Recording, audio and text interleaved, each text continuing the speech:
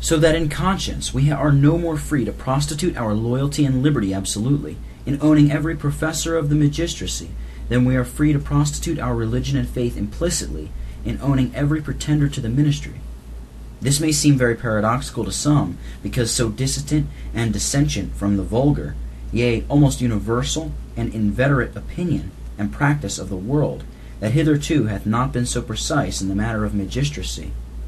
And it may seem yet more strange that not only some should be found to assert this, but that any should be found so strict and straight-laced as to adventure upon suffering and even to death for that which hath hitherto been seldom scrupled by any that were forced to subjection under a yoke which they had no force to shake off, and wherein religion seems little or nothing concerned, for not owning the authority of the present possessors of the place of government, which seems to be a question not only eccentric and extrinsic to religion, but such a state question as for its thorny intricacies and difficulties is more proper for politicians and lawyers to dispute about, as indeed their debates about this head of authority have been as manifold and multiplied as about any one thing, than for private Christians to search into and to suffer for as a part of their testimony. But if we will cast off prejudices and the tyranny of custom and the bondage of being bound to the world's mind in our inquiries about tyranny, and suffer ourselves to ponder impartially the importance of this matter, and then to state the question right, we shall find religion and conscience hath no small interest in this business. They must have no small interest in it if we consider the importance of this matter either extensively, objectively, or subjectively. Extensively considered, it is the interest of all mankind to know and be resolved in conscience whether the government they are under be of God's ordination or of the devil's administration, whether it be magistracy or tyranny, whether it gives security for religion and liberty to themselves and their posterity, or whether it induces upon themselves and entails upon the posterity slavery as to both these invaluable interests, whether they have matter of praise to God for the blessings and mercies of magistracy, or matter of mourning for the plagues and miseries of tyranny, to the end they may know both the sins and snares, duties and dangers, cases and crises of the times they live in. All men that ever enjoyed the mercy of a right constitute magistracy have experienced and were bound to bless God for the blessed fruits of it. And, on the other hand, the world is full of the tragical monuments of tyranny, for which men were bound both to search into the causes and see the effects of such plagues from the Lord, to the end they might mourn over both. And from the beginning it hath been observed, that as people's sins have always procured the scourge of tyranny, so all their miseries might be resounded upon tyrants' encroachments, usurping upon or betraying their trust, and overturning religion, laws, and liberties. Certainly mankind is concerned in point of interest and conscience to inquire into the cause and cure of this epidemic distemper that hath so long held the world in misery, and so habitually, and now it is become, as it were, natural to lie stupidly under it. That is, that old ingrained gangrene of the king's evil, or compliance with tyranny, that hath long afflicted the kingdoms of the world, and affected not only their backs in bearing the burden thereof, but their hearts into a lethargic stupor of insensibleness, and their heads in an infatuating and intoxicating them with notions of sacredness and uncontrollableness of tyranny, and their hands in enfeebling and fettering them from all attempts to work a cure, or else it hath had another effect on many that have been sensible of a touch of it, been equivalent to that which an ingenious author, Mr. Guy, in his preface to the Divine Right and Origin of the Civil Magistrate, to which Mr. Durham is not abstinent, expounds to be the effect of the fourth vial, Revelation 16, verses 8 and 9. When in these dog days of the world power is given to the son of imperial, especially Popish, tyranny, by their exorbitant stretches of absolute prerogative, to scorch men with fire of furious oppressions, they then blaspheme the name of God, which hath power over these plagues, and their malcontent complaints, grumblings, grudges, and murmurings under the misery. But they do not repent, nor give him glory in mourning over the causes promeriting such a plague, and their own ascension in exposing themselves to such a scorching sun, nakedly without a sconce. Certainly this would be the remedy that conscience would suggest, and interest would incite to, an endeavor either of allaying the heat or of subtracting from it under a shelter by declining the oblique malignity of its scorching rays. But will the world never be awakened out of this dream and dotage of dull and stupid subjection to every monster that can mount a throne? Sure, at length it may be expected, either conscience from within, as God's deputy, challenging for the palpable perversion of this his excellent ordinance, or judgments from without, making sensible of the effects of it, will convince and confute these old inveterate prejudices.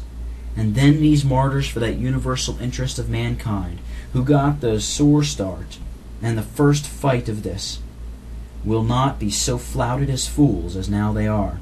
And who knoweth what prelude or preparative, foreboding and presaging the downfall of tyranny may be in its aspirings to this height of arbitrary absoluteness, and in the many questions raised about it, and by them imposed upon consciences to be resolved.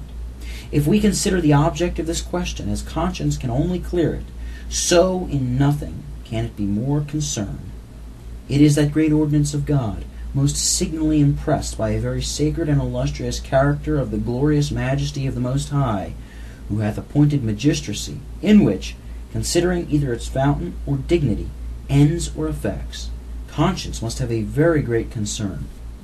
The fountain, or efficient cause of magistracy, is high and sublime. The powers that are be of God, not only by the all-disposing hand of God in his providence, as tyranny is, nor only by way of naked approbation, but by divine institution, and that not only in the general, by at least a secondary law of nature, but also the special investiture of it, and institution and constitution, is from God, and therefore they are said to be ordained of God, to which ordinance we must be subject, not only for wrath, but also for conscience sake, which is the great duty required in the 5th commandment,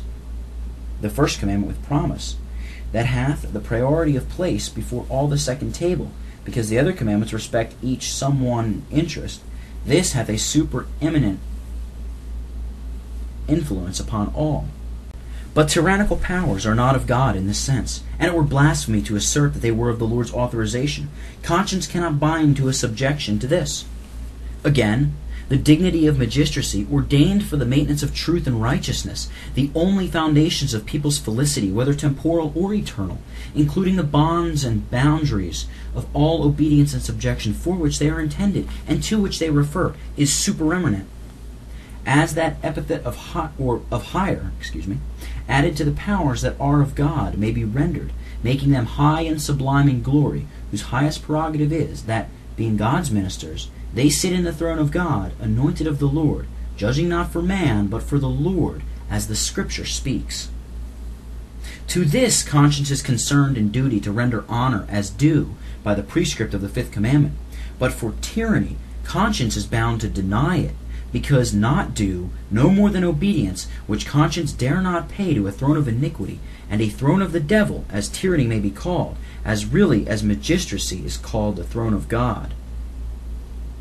Next, conscience is much concerned in the ends of magistracy, which are the greatest, the glory of God, and the good of mankind, and in the effects of it, the maintenance of truth, righteousness, religion, liberty, peace, and safety, and all choicest external blessings. But the ends and effects of tyranny are quite contrary, domineering for pleasure and destroying for profit. Can we think that conscience is nothing concerned here, that these great ends shall be subverted and the effects precluded, and to that effect, that tyranny not only be shrouded under a privilege of impunity, but by our subjection and acknowledgment of it as a lawful power, encouraged into all enormities and license to usurp not only our liberties, but God's throne by an uncontrollable sovereignty? But if we consider the subjective concern of conscience, it must be very great, when it is the only thing that prompts to subjection, that regulates subjection, and is a bottom for subjection to lawful powers. If it were not out of conscience, men that are free-born are naturally such lovers of liberty, and under corruption such lusters after licentiousness, that they would never come under the order of this ordinance, except constrained for wrath's sake. But now, understanding that they that resist the power resist the ordinance of God, and they that resist shall receive to themselves damnation, they must needs be subject, not only for wrath, but also for conscience sake. If conscience were not exercised in regulating our duty to magistrates, we would either obey none, or else would observe all their commands promiscuously, lawful or unlawful, and would make no difference either of the matter commanded or the power commanding. But now understand that we must obey God rather than man, and that we must render to all their dues, fear to whom fear, honor to whom honor. Conscience regulates us what and whom to obey, and without conscience there is little hope for government to prove either beneficial or permanent, little likelihood of either a real, regular, or durable subjection to it. The discernible standing of government upon conscientious grounds is the only thing that can bring in conscience, and a conscientious submission to it,